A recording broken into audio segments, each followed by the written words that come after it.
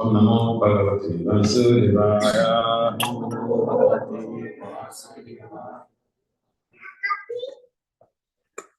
Om Namo Bhagavate Vasudevaya.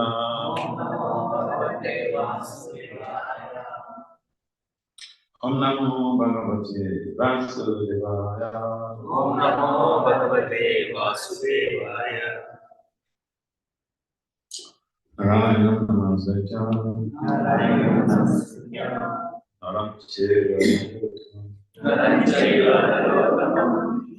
Jivinsa Sativasa. Latu Chaya Mujire. Nastamayi Subhajusu. Nityam Bhagavata Sevaya. Bhagavati Uttamasu. Bhakti Vasudeva Srimad Bhagavatam. True. Chapter 32, text 3. Tashradaya Krantamati. Tashradaya Krantamati.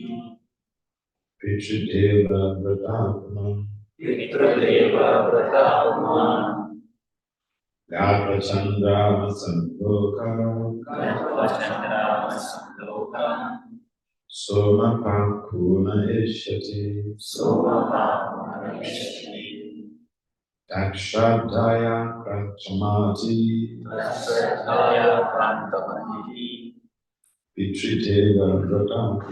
Pitrideva Vratapama. Garbachandra Samloka. Somapakuna Ishyati. Takshadaya Krantamati.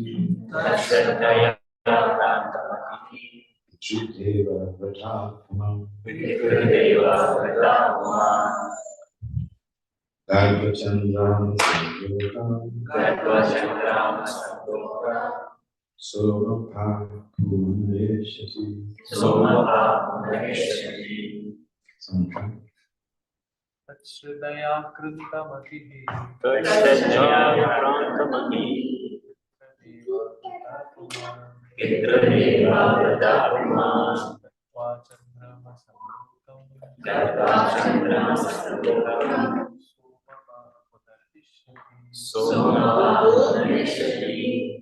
Tashradaya Krantamati. Pitrudeva Vratapuman. Gatva Chandrama Samlokam.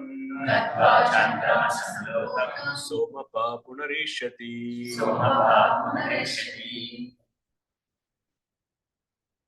Yes, anyone else or want to this? Tashradaya Krantamati. Pitrudeva Vratapama. Gatva Chandrama Samlokam. Somapa Punarishati. Anyone else? Amount of this? Tashradaya Krantamati. Pitrudeva Vratapama. Gatva Chandrama Samlokam. Somapa Punarishati. So synonyms meant for translation and translation for by divine grace. This one from I start with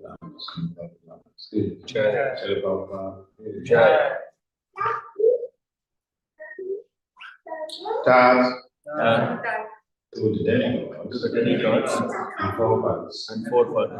Shradaya with reverence. Akranta overcome. Mati is mine. Victory to the forefathers. Deva to the demigods. Prataha is vow. Woman the person. Gatva, having gone, Chandramasam, to the moon, Lokam, planet, Somapaha, drinking so much juice, Punaha, again, Ishati, will return.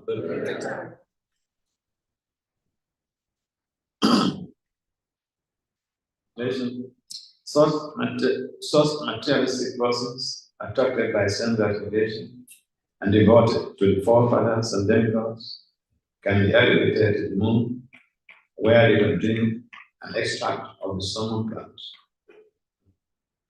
They again return to this planet. Please, can you just repeat? Such materialistic persons attracted by sense gratification and devoted to the forefathers and demigods can be elevated to the moon, where you can drink an extract of the summer plant. They again return to this planet. That's not very good.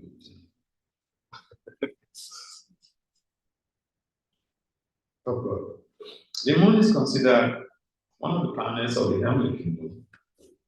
One can be promoted to this planet by executing different sacrifices recommended in the Vedic, such as pious activities in worshiping the demigods and forefathers with rigidity and vows. But one cannot remain there for a long time. Life on the moon is said to last 10,000 years, according to calculations of the demigods. The demigods' time is calculated in such a way that one day, 12 hours is equal to 6 months on this planet. It is not possible to reach the moon by any material vehicle like a Sputnik. But persons who are attracted by material enjoyment can go to the moon by past activities. In spite of being promoted to the moon, however, one has to come back to this earth again when the next of his works in sacrifice are finished. This is also confirmed by Bhagavatam 12:9-21. Chetan Rukra Sagaloka Vishna Chi Punye Machaloka Vishna.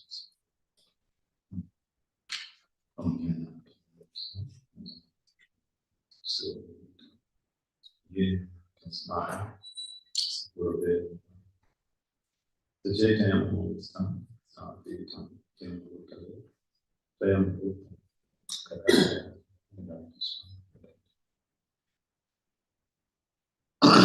finally sequence,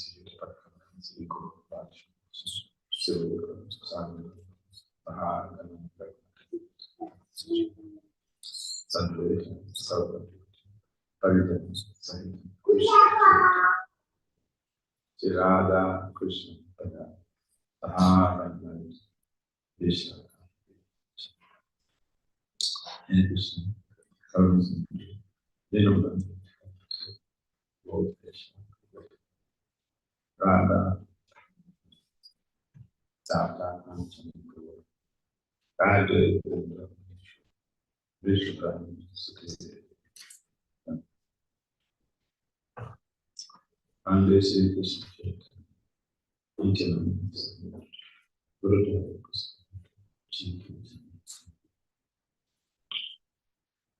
Jai Sri Krishna Chaitanya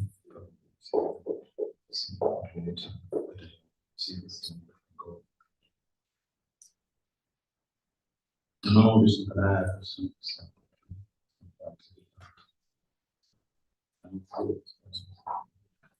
Gauravan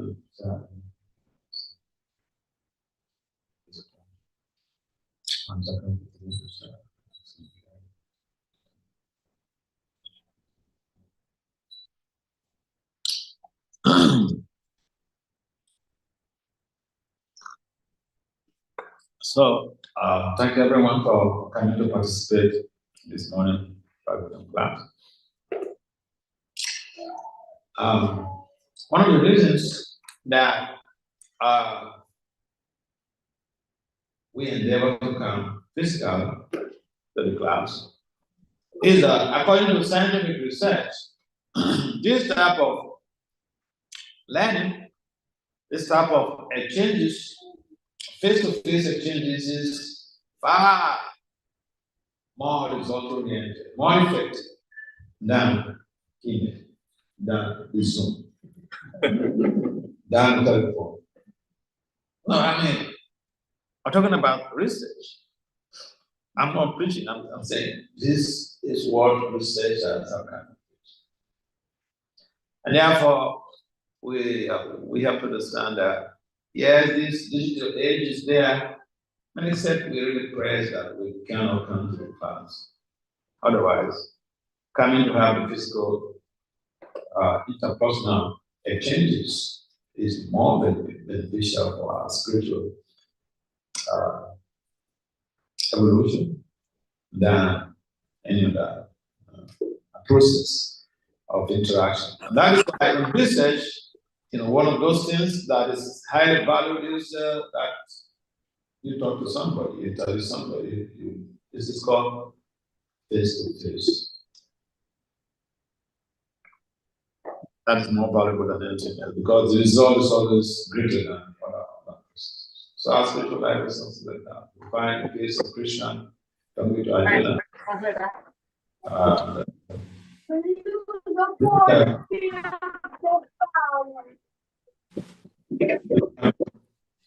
Listen, Arjuna, there was no COVID at that time.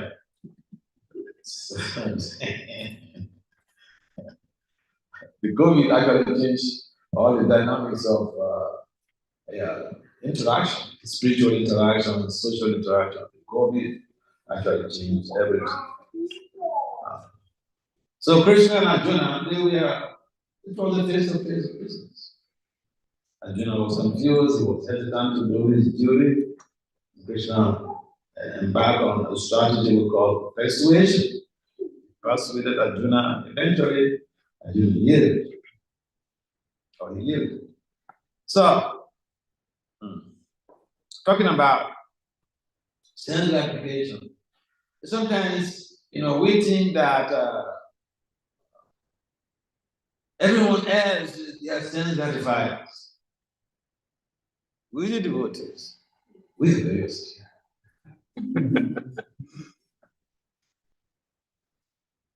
So that type of evaluation is not really beneficial to the individual and to those outside, because the tendency is that we tend to demean people, to minimize people, because we think I'm better than you, because I'm a brahmachari. But we find that Lord Chaitanya's associates, was it any brahmachari? Huh? Among Lord Chaitanya's associates, Pancha, huh? Was there any brahmachari? Was there any science in there? Someone had done that? Huh? Huh? Suklam Brahmachari. Suklam Brahmachari. He was Pancha Tattva?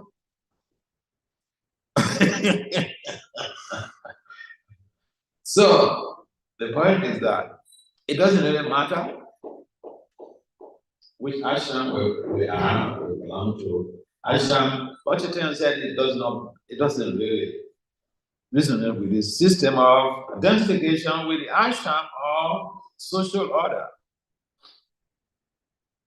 And therefore, the important thing is to try to live our lives in such a way that we are properly situated in Yuta Viraya. Detachment. Even the monkeys are engaged in Markata Vairagya. Monkeys. They don't sleep under a tree for long. They jump from one tree to the other. They're very detached. But the monkey, they have many girlfriends. Although the monk is very detached, at the same time the monkey has many girlfriends. So the point is that self-gratification, we can use this very concept or this phenomenon to evaluate people and tend to, engage in self-promotion, promote ourselves because devotee is follow the principles and so I'm not engaged in self-gratification. I offer my food every day to Krishna, so there's no self-gratification. In fact, before we have sex, my wife and I will turn 50 rounds each. What's the self-gratification? So yeah, if we evaluate ourselves in this way, we can just see everyone else.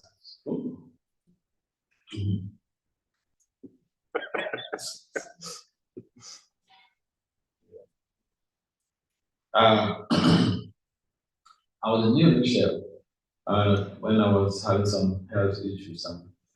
My hepatologist was, because my hepatologist was in the area, I was sending some devotees home. And then I used to go to this doctor's place for evaluation. And there was a lady there. So she didn't see me come there. Wear type of dress, saffron cloth. The same cloth, you see me all the time. The same color of cloth. So one day, she some of the colleagues would ask me, why? I still dress like this all the time. Why? So I said, oh, because I'm a priest. Priest. She said, oh, very good. I said, you sure? You sure you're very good? So I told her, look, I don't do this, I don't do this, I don't do this, I don't do this. She said, oh, it's very good. I said, what? Then she revealed her secret to me. She said, their father trained all of them. She was at the time, like 34 or so, and she got married when she was 30. In America, she's not a Vaishnavi or Hindu or whatever with any type of, circumscribed lifestyle. No, a pure American. But she said, their father trained them never to have any illicit relationship with somebody until marriage. I was shocked.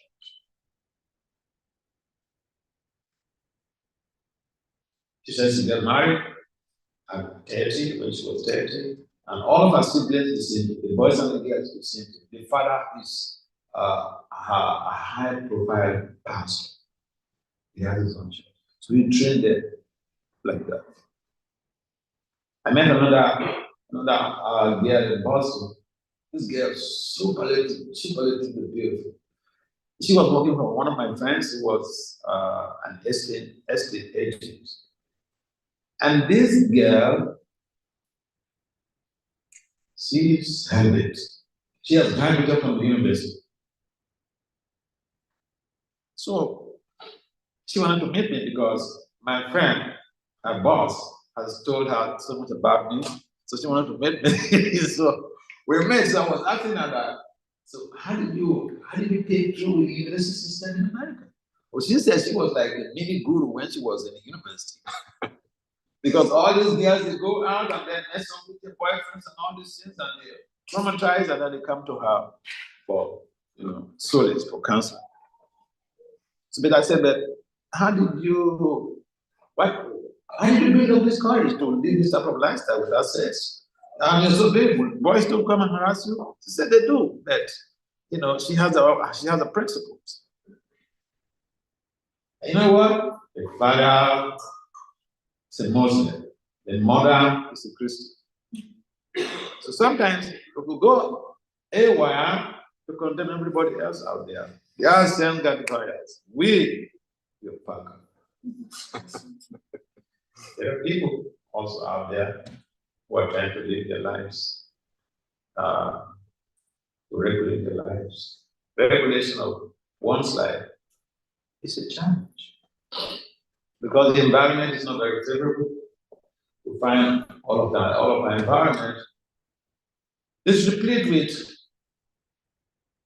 advertisements, subliminal advertisements that are geared towards compelling the embodied soul to act against the better judgment.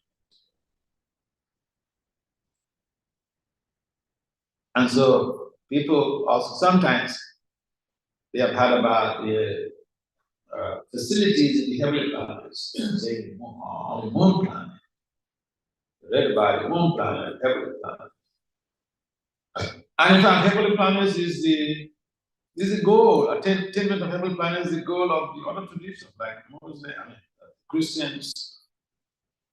They want to go to heaven because the heart of heaven, the beautiful girls there. So where to go? But heaven in itself is not, attainment of heaven is not the ultimate goal of life. Yes, life on heaven, life on heavenly planets is comparatively longer, far longer than the lifespan on this planet. But again, it boils down to the fact that life is still transitory, even on the heavenly planets. You have to quit at some point in time. If you exhaust your bank credit, you become bankrupt. You have to fold up. Companies that are bankrupt, they fold up, isn't it? In most cases, they fold up. So when someone goes to the heavenly planet by dint of their pious merits, he goes there or she goes there and enjoys the facilities. There are gardens that are incomparably beautiful. And the enjoyment facilities, they are numerous. People that don't have to struggle like we do on this other planet. But despite all of these facilities and infrastructures, at some point in time, you use all their credits, and again, you come back to this hard planet with middle conditions. You again walk to accumulate pious credit. And then maybe you go again to the heavenly planets, exhaust your credit, you come back again. This is how the jiva has been moving back for one planet to the other, from one universe to the other, Brahmanda, Brahmite, Punya, Bhagavan, Jiva. One Brahmanda to the other. This is the nature of our being in this world. This is not the first time we are on this planet. We've been on this planet several times in different forms, in different bodies. But the intelligent person, what does it do? The intelligent person takes on Krishna consciousness. It's not this business of, going back and forth. Cycle of repeated better. And so Prabhupada left a legacy that we could use the tools in the teachings of the Acharyas, the teachings of Srila Prabhupada, and facilitate our extrication from this cycle of betterment. The heavenly planet that people are scared to go, the They perform all austerities, they worship the forefathers, they worship the demigods. And heavenly planet is also full of frailties. So sometimes people hear about Indra committing a crime, not just a sin, a crime. And they wonder, is that the place I want to go? The king, the head, commits crime.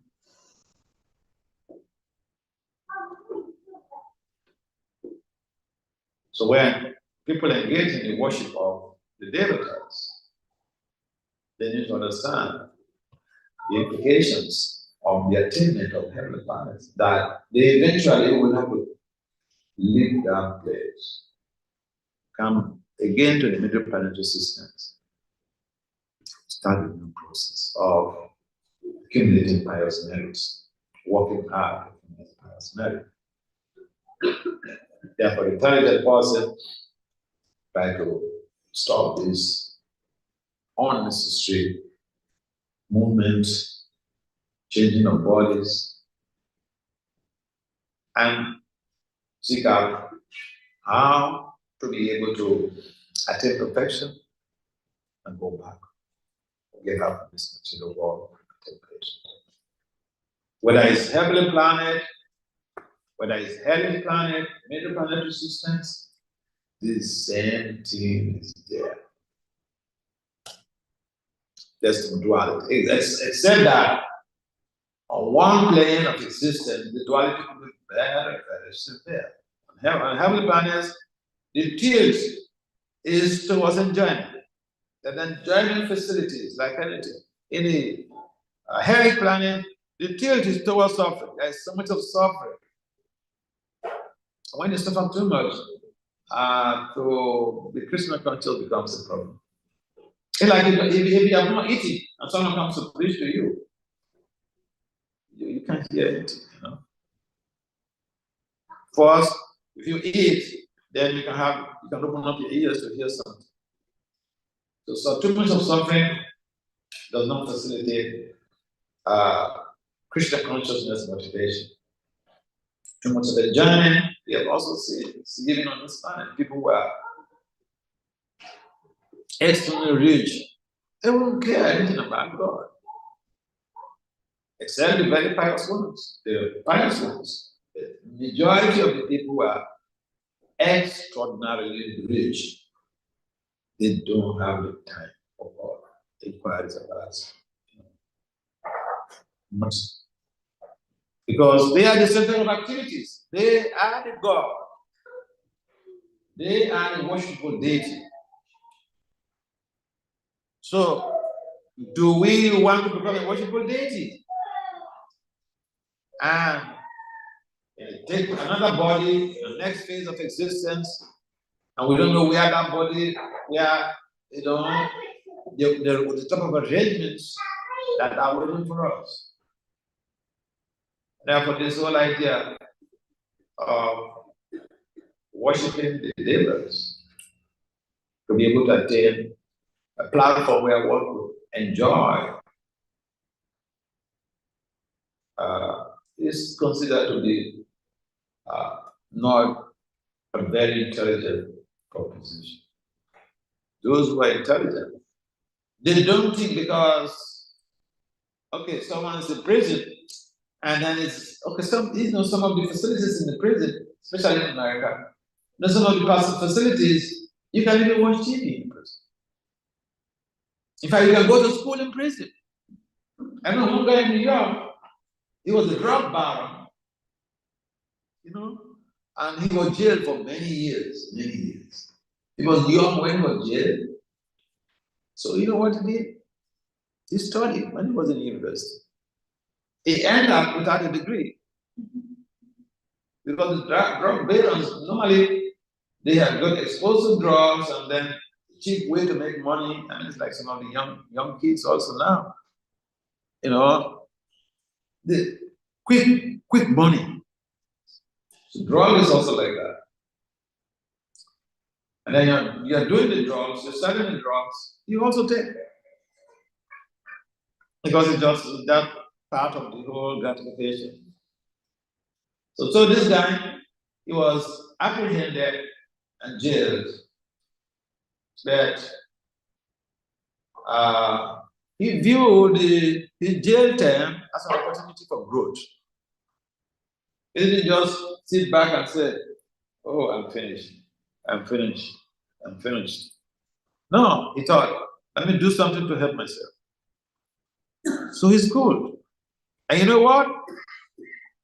He got his first degree, he got his PhD. When he came out, he was a doctor. And he went around to different places, like Harlem, New Rochelle, all these places in upstate New York. He knows all of the drug dealers. So he became a counselor. He went about providing services for his former colleagues. So yeah, we can be in the material world, a place of dualities, but we can take advantage and see how we can grow. You're like this guy was thrown in jail, but he didn't just blame everybody else and blame himself or kill himself. He figured out how to grow, how to take advantage of his situation. So we also can take advantage of our situation. Yes, there is a duality in this material world. Yes, the material world is full of problems. Yes, the material world, Akali Yoga, we are so much disturbed, eating with the least poking, with the least provocation, with so much disturbed. But there are also good things in Kali Yoga. The holy name is given to us, which does not even require any,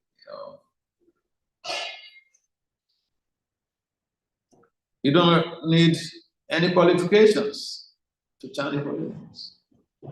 And that is the means of becoming purified, being prepared to again rejoin Krishna, realign with Krishna.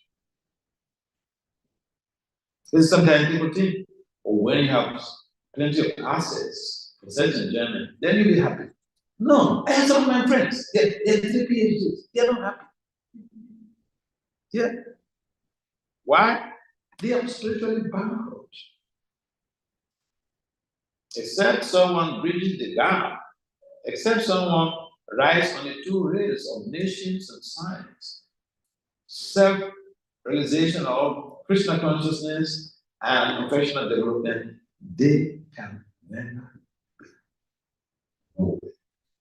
I've seen that amongst my friends, my colleagues, some of the professors. I've seen that.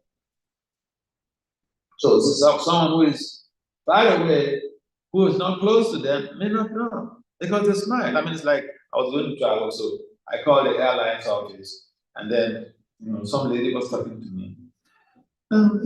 She seemed to be very happy. So then I told her I wanted to make some fun. I asked after the booking and all this. I said, "Are you happy? How are you today?" She said, "Good." I said, "Are you happy with your life?" She asked me, "Shall I tell you the truth?" I said, "Yeah, tell me the truth." I said, "I asked because you seem to be very happy." From my own perception, the way you're talking to me and all this. You know what she told me? She said, "See, this is the way we are trained on the job. We impress on people so that they could be our regular customers. Customer service. It's called customer service. Orientation is customer service. And it is, you have to impress. First impression, especially, is very important. So, people like to have this type of approach to life that we use so-called happiness to cover up our real challenges. Real challenges of life are disease, old age, death. Even bed is a problem. best someone has to be locked up in a style that is not really very healthy for 8 months, 9 months. So, and just there alone, the food has to be passed through some hole. No missing anybody. That prisoner is going to be happy. It's called isolation. If someone is in prison and then they commit another crime there, then you're put in isolation. So even having to take bed is the most horrible thing. It's called isolation in prison. So is it a wonderful life? Yeah. So see, out there people don't know this, don't realize. Even if you read the 10th canto of the Srimad Bhagavatam, the movement of the living entities, it gives you graphic details about all this stuff. And then we are born into this world, we toss around like, everybody else coming, family members, parents, they smile and then kiss you and all this, and you forget. You think that, oh, I'm a princess, oh, I'm a prince. See, I'm being worshipped. Like this, this world is really amazing. So we get conditioned, and we feel comfortable here. That's it. I've gone around, I met people, and the only thing is that, when people see you, your values are beyond materialistic conceptions. If you're motivated, they want to be like you. Because they have the resources and the self-education is there, but they're not happy with self-education. So there is something beyond self-education. That what is beyond the mental self-education is the gratification of Krishna's sensory modalities, Krishna's senses. That is the fulcrum of Christian culture. We try to please Krishna. And if we don't please Krishna, we can get in trouble. I can tell you a story. Even a month ago, one time there was a diplomatic festival that was going on in Agoda. And so one of Krishna's parrots came to inform Krishna about this festival that was going on. And that the gopis are preparing to go to this festival. They are stringing some pearls and all these things, beautiful, trying to beautify their bodies and all this. So Krishna sent a message to the gopis. In fact, he went to himself that since you are my dear followers, my dear friends, could you give me some pearls? I want to decorate my car. And then Lalita spoke up. Lalita said that, these pearls are meant for the king's wife, but the queens, you want to have them for your cows. I hear you.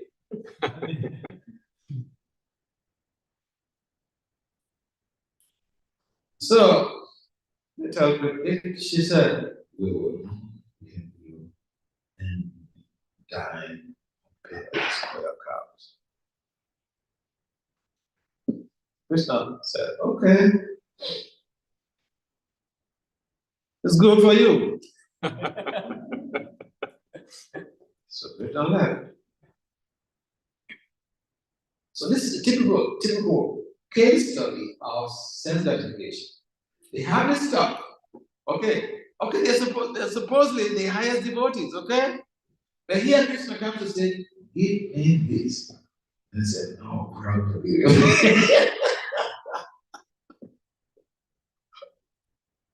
And then Krishna went to meet his mother. Janani, give me pearls. I want to go and develop a garden. Plant pearls. The mother said, what? Pears don't grow from the ground. These things you see, they are gotten from oysters and other sources, not from the ground. Janani, give me a pear. pearls. Give me pearls. I will plant them, you will see yourself. I will get you there, you see the results. She knows Krishna, mystic child.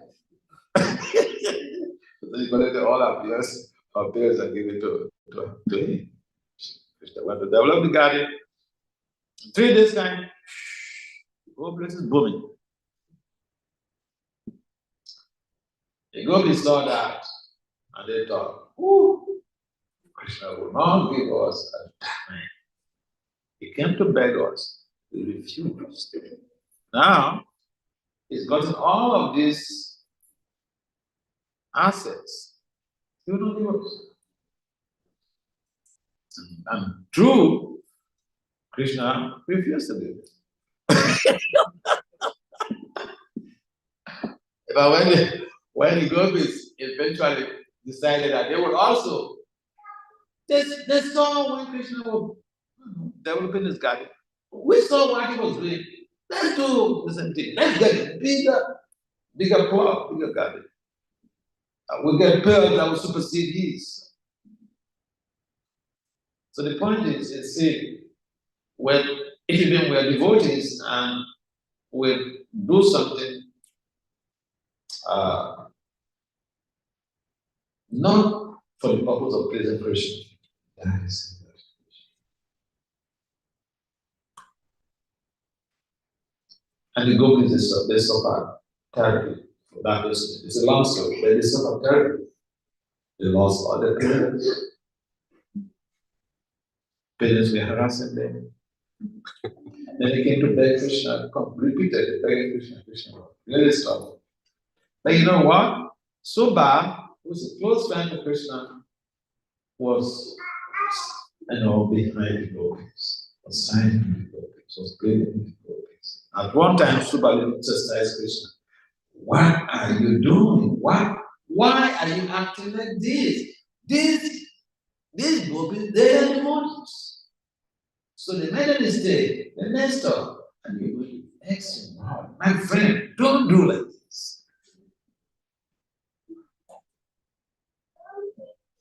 So, yes, we're trying to serve Krishna. We have to be careful. What we do, what we say, our friend thinking and willing should be resonate with Krishna's desires. Otherwise, it's going to suffer. And we will suffer success. So even the gopis is a setbacks because they are tossed with no reasonable Krishna. Like that in that way, Krishna showed them the head. And the Supreme Krishna, God, I play around with you, but look, I'm not one of you. So Krishna is watching us. The Bhakti Vasudeva Swami said that, Jagannath has big eyes.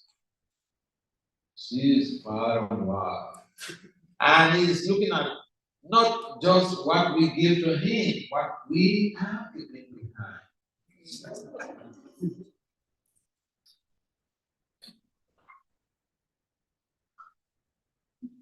Any comments or questions? Thank you so much for another wonderful class. I was just thinking about this pastime, about the pearls you shared. We're just contemplating on the other aspect of that. They said we won't give you.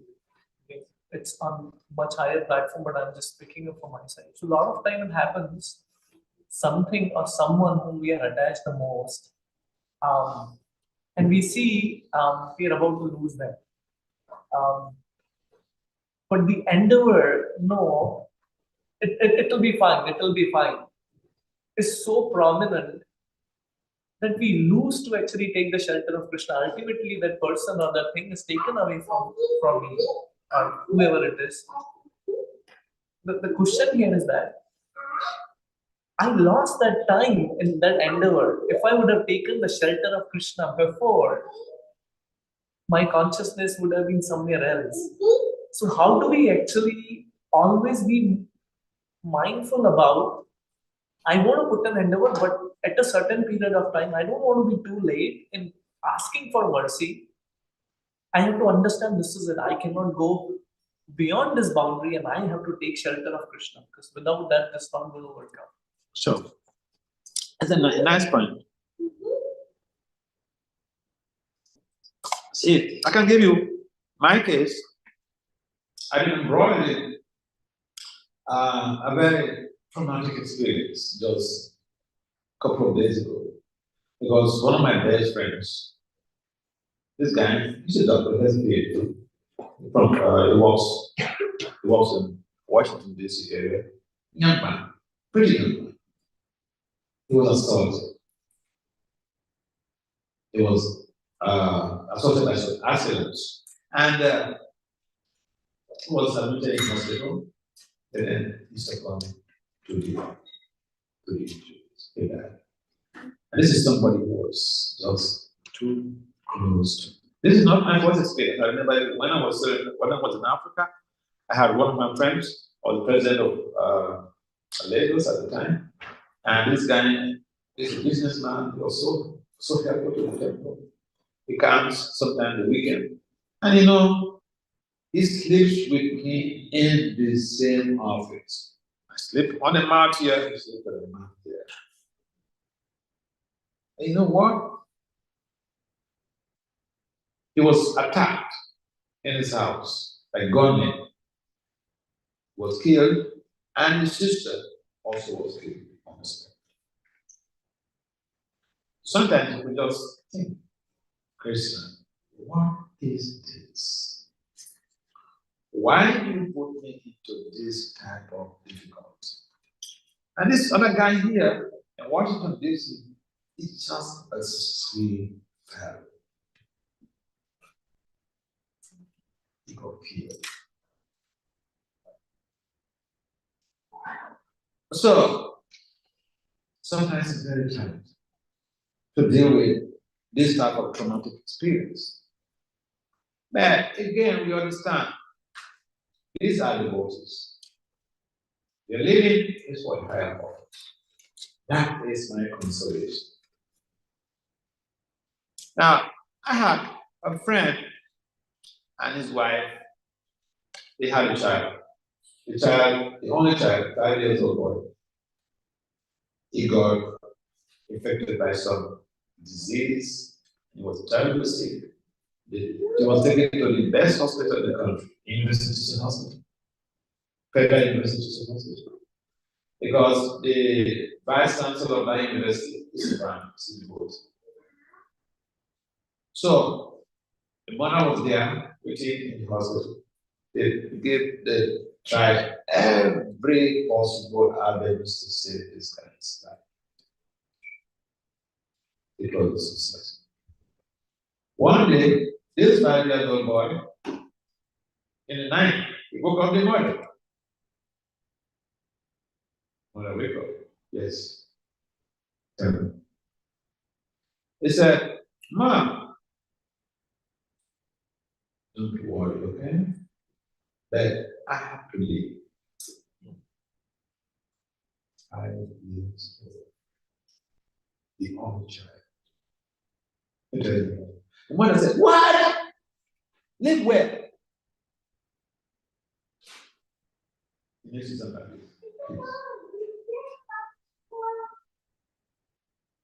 He repeated, Mom, I have to leave. He went back to sleep.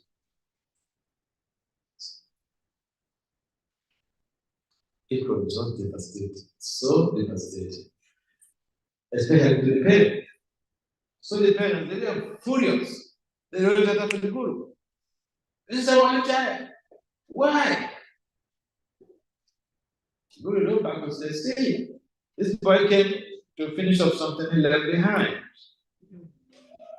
And it was your home that he came to be able to perfect this. So he's finished and he's not back to God. You should be proud of this. That was the service.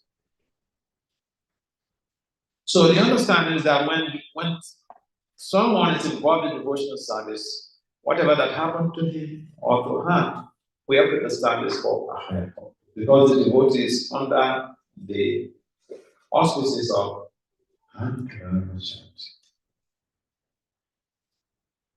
yeah. When I had a terrible accident, I broke my bladder, broke my pelvic bone, broke this bone, broke my leg, and all these things. I died. I found myself among dead bodies. And then I couldn't even get it. Found out I couldn't get it. I can't see it. I can't get it. So I was taken to the hospital, had all types of multiple major surgeries. I was lying down in the hospital like this for 2 months.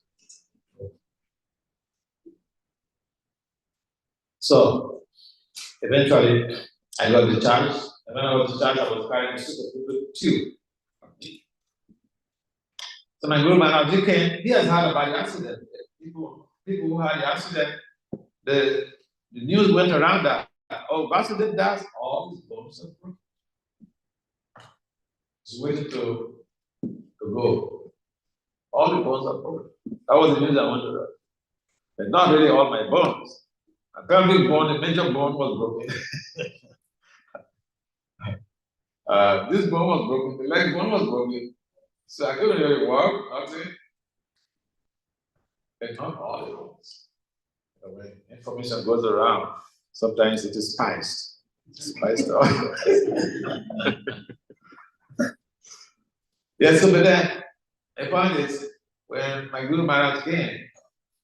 He didn't tell me, oh, Vasudeva, I feel bad for you. You want to help to pass through all these problems, and how Krishna will help you to go through. He said, Vasudeva, you are my crash program. Crash program. You know what a crash program is?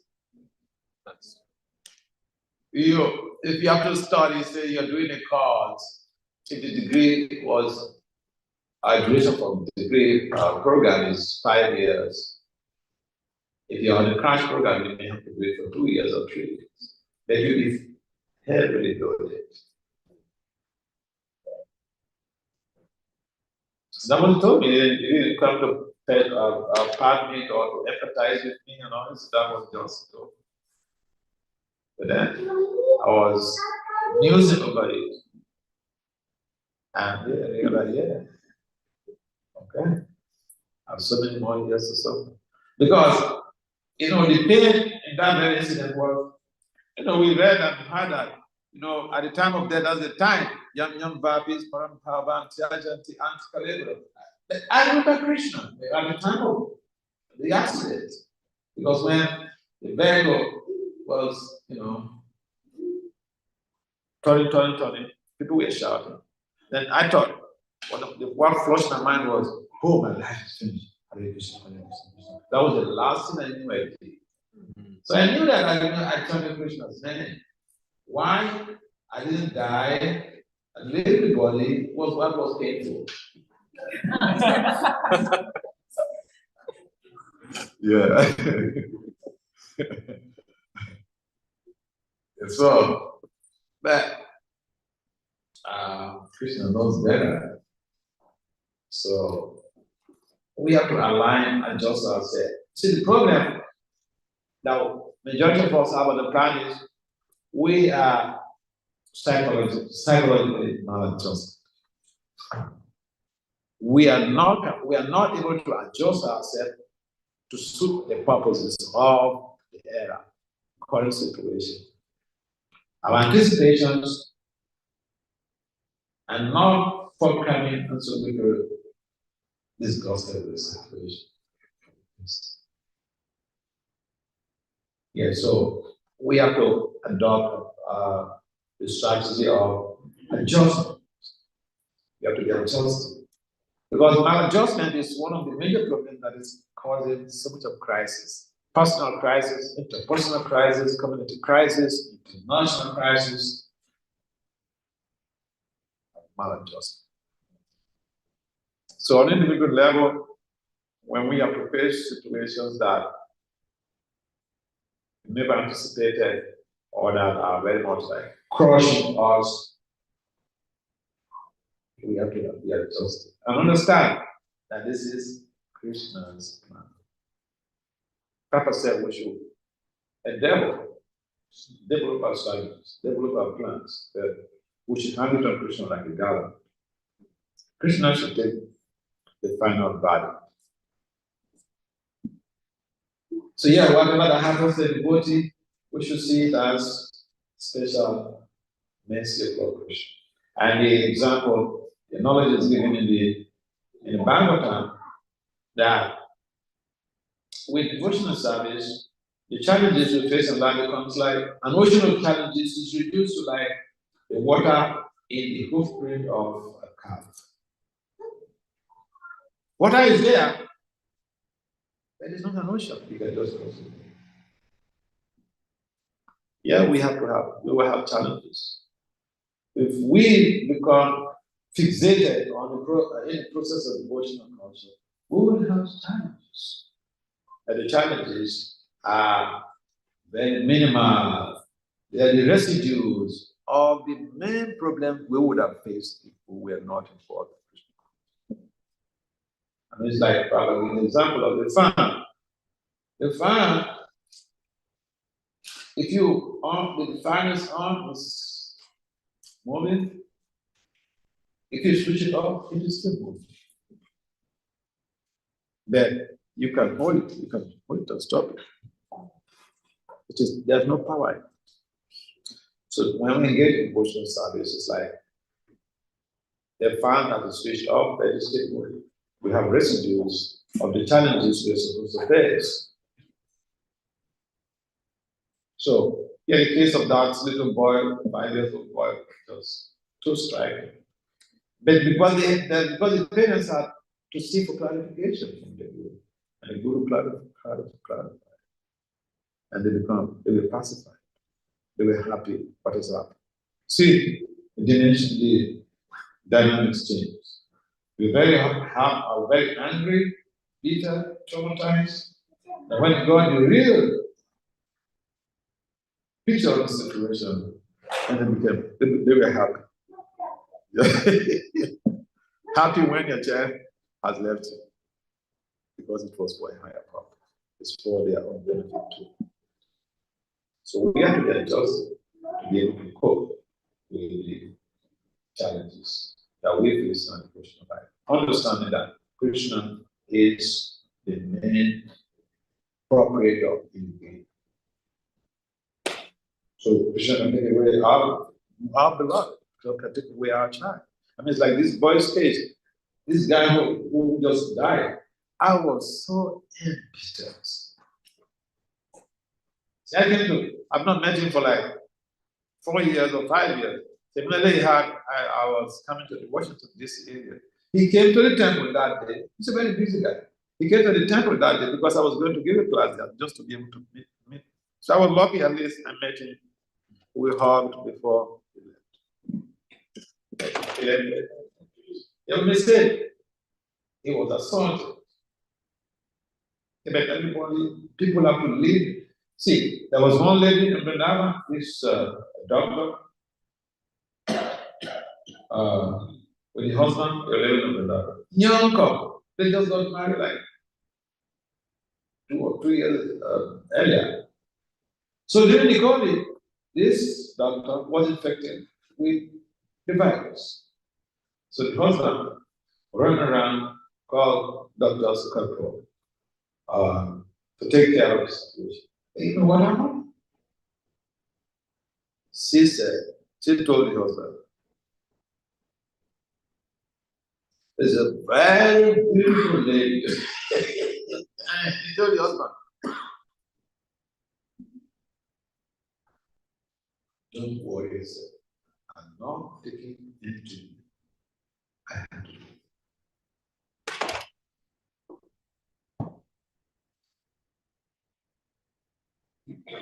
She said, "It's time to leave." So she didn't take any treatment. Then he comes in. The husband told me, husband is my close friend. He told me when they cremated her body by the back of the Jamuna, they saw some deity inside the ashes.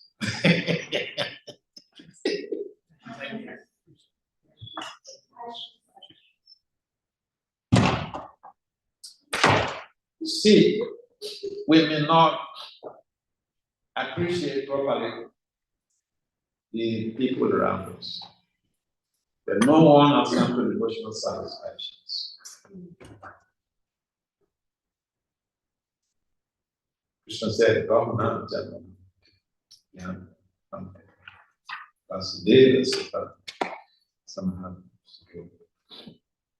So, I think that we can answer this. Peter, what is it? Huh? He's coming. We are not in India, okay?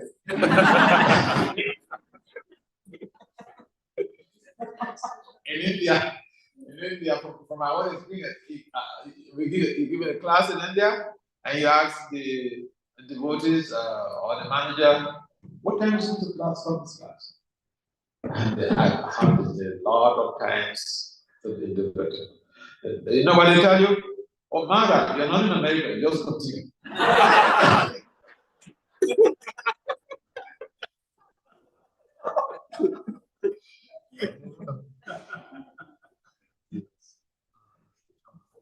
That was a very nice, nice class.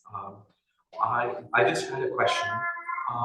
In the Bhagavatam, we see some very exalted examples. Like, for example, we have the pastime of Devavati. She completely forgot the existence of her material body as she leaves this body, and showing some examples of how exalted devotees have their pastimes. But in this present circumstances, how is it? Are there some kind of tips that you would like to share about detachment? It's just a follow-up to Prabhu's question, because most of the times we, sometimes we want to be detached because otherwise everything becomes hard in life, but at the same time, all our material endeavors and the different things are pulling in from different directions, and again making the detachment so hard. So in the present circumstances, how is it possible to make progress in this detachment? That's a very nice point. You see, we're human beings. We have emotions. We have a body. We have senses. We have mind. We are humans. We have feelings. So we can't deny the fact that we have emotions. So when things come up, say, I lost my child, I will pass through a grieving period.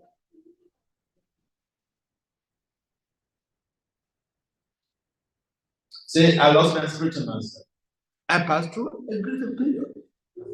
Some people, it may take them a long time to finish up that. I remember before Bhakti Swami left the plan, his program was, those of us who were close to him at the time, his program was that he was going to leave any day.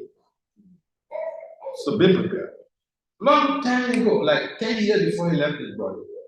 That was how he was like grooming us. And therefore, I remember also when I was getting angry and he was on his deathbed living. His days I had to give class, so personally called me and said, Vasudeva, speak to the devotees like this, speak to the devotees like this, speak to the devotees like this, because they're very disturbed that I'm going to leave, so I'm telling you guys, talk like that, speak to the devotees about this. Some people are not so much lucky to have that type of close relationship with him. And for me, I was prepared for that situation long time before he left, because of the way he had programmed me. So some of us are not very prepared for the worst scenario, but depending on how someone is trained, that matters how to deal with personal conflicts, traumatic, trauma invoking events. And so it's a matter of training and self-training.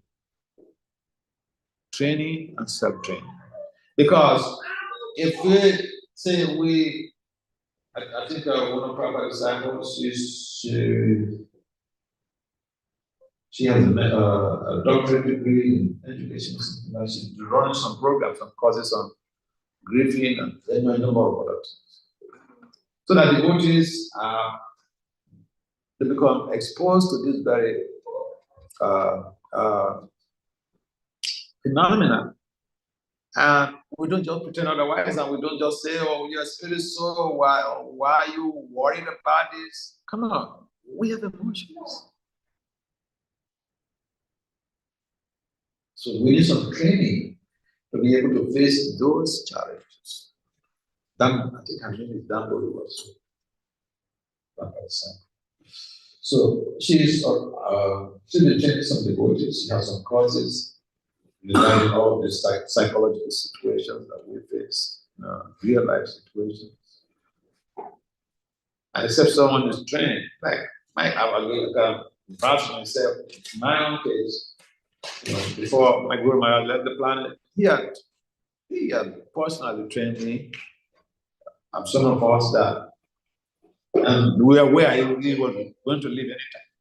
But then it took about 10 years afterwards before he even left. So at the time when he was living, especially the younger devotees who were not exposed to that type of training, I know some of my God siblings that they had real traumatic experience. Some of them had to be hospitalized. So it requires some frame of mind that comes with training. Otherwise, we can't say we don't have feelings. Like Prabhupada says, you cannot be desireless. You cannot be feelingless. No, you cannot be feelingless. We have emotions. We have to deal with our reactions. And so we have to train ourselves or get some training regarding how to deal with these traumatic events. You lost somebody. It is very disturbing, boy. Like in case of this boy, my friend that he was just succumbed to the injuries of his assaults. It's painful. But I remember when my father left his body. So one of my disciples, she was asking, she's a lawyer, and she asked me a question about how I felt. I was open. I said, I felt disturbed. Yeah. Let's be practical. Let's be practical. Something happens. We are not stones. So we have to be trained in such a way that we don't allow the traumatic impact to overwhelm us. We have to move on. Understanding that whatever that happens in our lives, Krishna is in control. So someone to say, because you're devotees, you lost your husband, you're strong, you don't feel it. You lost your child, because you are the stone. The devotee is not a stone. The devotee is not a stone. A stone will not be cultivated to love Krishna. Someone with emotions can be cultivated to love Krishna. To dovetail the emotions in Krishna's service. That's how it works.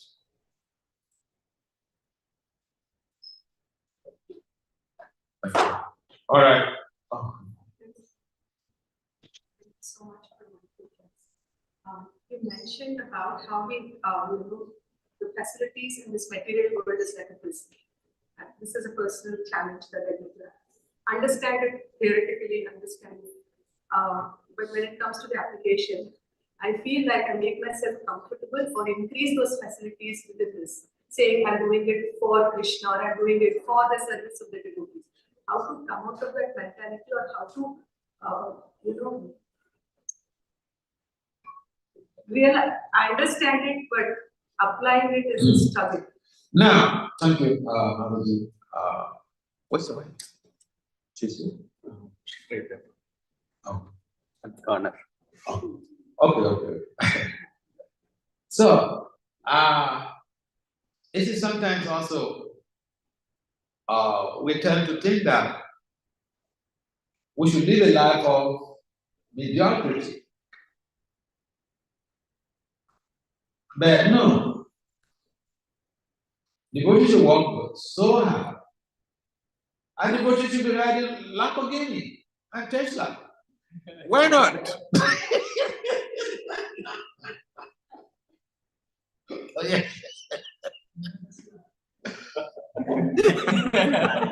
Everything in this world belongs to Krishna, okay? Why go for less? Why go for less? This body is being used in service of Krishna. So what about facilities you have to keep this body comfortable in your service is part of the service of Krishna. Sometimes we tend to think that, oh, I remember one young lady who were talking. She's young lady, she has a master's degree, and she doesn't know what to do next. You know? I said, so, what's the next plan? And then she said that I think that we are supposed to just have something that we can survive with. In other words, don't get too much of material facilities just for survival. So immediately, I come to understand that our life, our philosophy is not a philosophy of survival. We have yukta varieties. We use everything in the service of Krishna. So the other point is that, yes, I want to do something. I mean, I can give you one example. I went to someone's home, okay? And he told me how somebody, senior devotee, visited him, and he saw one of his gaskets. I think, I don't remember what was it. They saw one expensive gasket. And then he said, why didn't you give this to Krishna? So he was telling me that Krishna is not asking anyone to bring him a gasket. Now, when you do something for yourself, this is something with somebody, you become, attracted to it. Don't use Krishna as a facade. So, when we are doing something to give us a sense of, to satiate our desire, we shouldn't use Krishna as a facade. So I understand that point. And at the same time, Papa used the word dovetail. If we have a mindset, I want this. I mean, it's like this guy who told me, or this devotee came to my house, And this is what he said. He saw this thing because he was showing me something. He's a very rich guy. Okay. I mean, I remember when I used to visit him, I used to say, at Harbor, they had a 500,000 boat. Wow. Young man, that time it was like 31 or 32. They had 500,000